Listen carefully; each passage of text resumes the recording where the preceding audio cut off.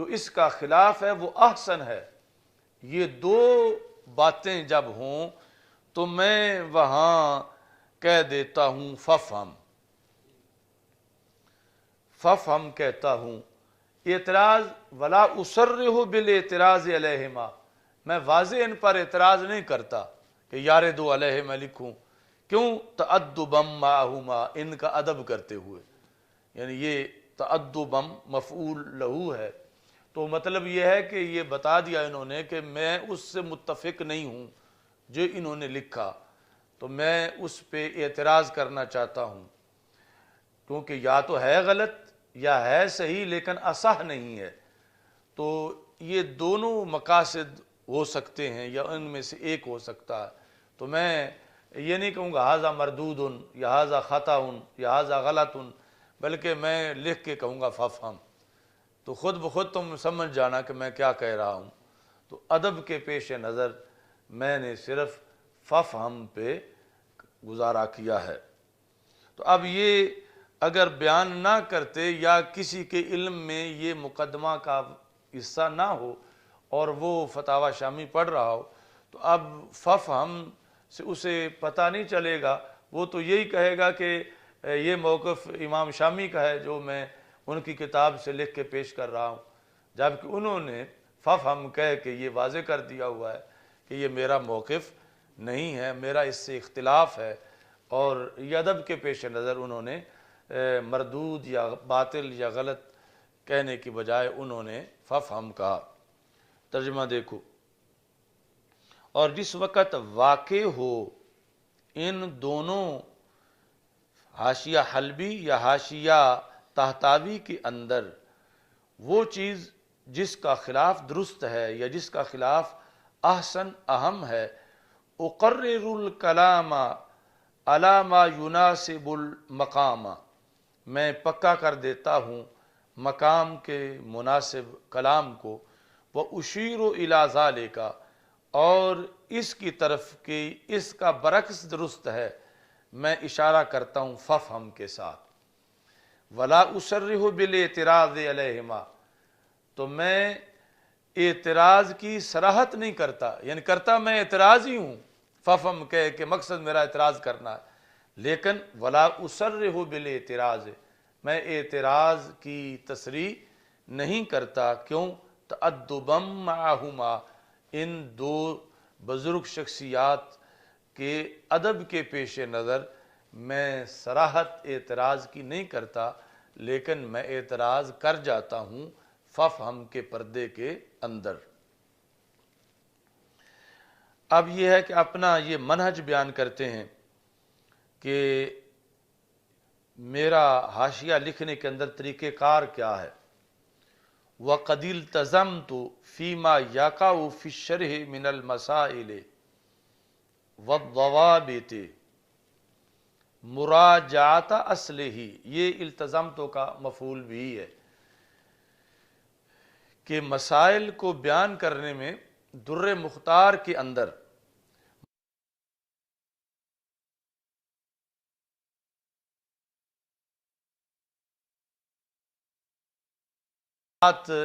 یہ کہا کہ کما قال قاضی خان، تو میں جس کا یہ حوالہ دیتے ہیں میں اصل وہ کتاب دیکھتا ہوں، تو میں مراجع کی طرف رجوع کرتا ہوں کہ آپ واقعی یہ اسی طرح لکھا ہے یا لکھنے میں کوئی غلطی تو نہیں ہو گئی، کیونکہ یہ جو فقہ کی کتابیں ہیں اس میں نقل در نقل بہت زیادہ ہے۔ یہ پی ایچ ڈی کے جو حوالے ہیں اس کے دوران میں نے دیکھا، یعنی ایک کتاب نے اصل حوالہ جہاں لکھا ہے اس سے لے کر آگے ایک مؤشر نے لکھا، پھر اس کو دیکھ کے دوسرے نے اسی طرح لکھ دیا، پھر اس کو دیکھ کے تیسرے نے لکھ دیا، چوتھے نے لکھ دیا، یعنی اصل دیکھا کسی نے نہیں۔ تو بعض مقامات پر پھر ایسے ہے کہ اصل میں کچھ اور تھا، پہلے نے غلطی کی تو سارے ہی پھر غلطی کرتے گئے، یعنی ایسی کئی مثالیں جو ہیں وہ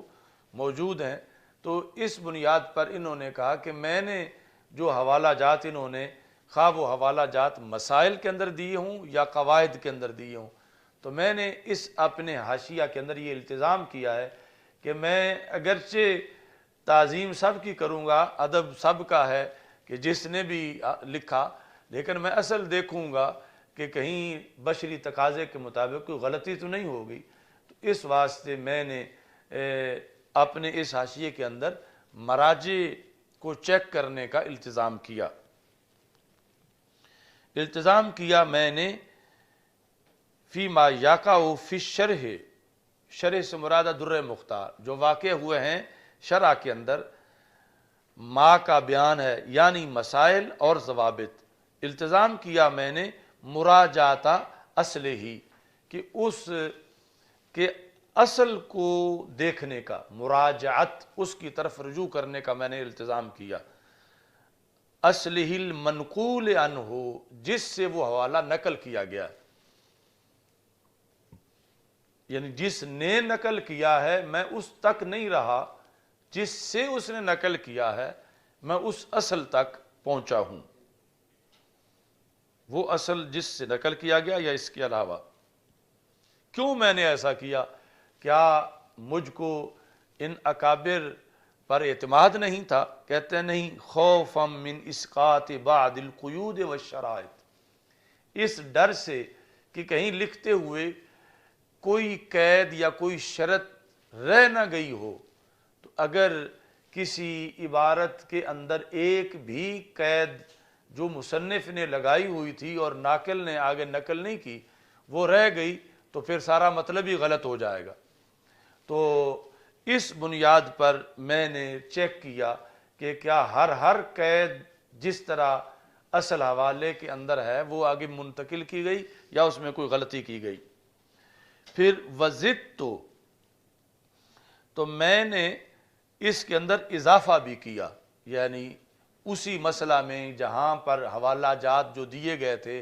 میں نے اصل چیک کر کے پھر میں نے اس مسئلے کے اندر اکتفا صرف انہی حوالوں پہ نہیں کیا یا اس عبارت کو حل کرنے میں اسی پر اکتفا نہیں کیا، بلکہ میں نے اور بھی بہت سی چیزوں کا اضافہ کیا در مختار کے اندر بیان کیے گئے مسئلے کی تحقیق میں۔ میں نے اضافہ کیا بہت سے فروع کا جو کہ اہم ہیں۔ اچھا جی، اب آگے یہ صفات ساری فروع کی ہیں۔ فوائدہا جمع، یہ ایک صفت ہے من فروع مہمہ فوائدہا جمع، کہ ایسی فروع، یعنی یہ ویسے تو اعتراض ہوتا ہے نا کہ جب متن میں جو کچھ ہو شارح نے اسی کی شرح کرنی ہوتی ہے تو اپنی طرف سے یہ علیحدہ ایک مسئلہ کیوں ذکر کر دیا؟ تو یہ انہوں نے کہا کہ اس سے ریلیٹڈ جو کہ مسئلہ تھا تو فائدہ اس کا زیادہ تھا، تو اس بنیاد پر میں نے اس کے فوائد زیادہ ہونے کی وجہ سے اس کو ذکر کیا۔ وَمِنَ الْوَقَائِ، یہ فروع پر عطف ہے اور ضد تو کثیراً ساتھ لگے گا۔ میں نے اضافہ کیا بہت سے وقائع کا، تو فقہ کی کتابوں کا ایک بہت بڑا حصہ واقعات پر مشتمل ہوتا ہے، نوازل پر۔ یہاں واقعات سے مراد قصہ کہانی نہیں،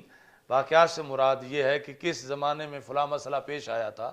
اور اس وقت یہ مفتیان کرام سے پوچھا گیا تھا اور انہوں نے یہ جواب دیا تھا، تو اس طرح یہ میں نے چیزیں درمیان میں زائد کیں۔ والحوادث، اور حوادث سے یعنی وقائع کے معنی میں ہے الاختلاف البواعث، اسباب کے اختلاف پر، یعنی ایک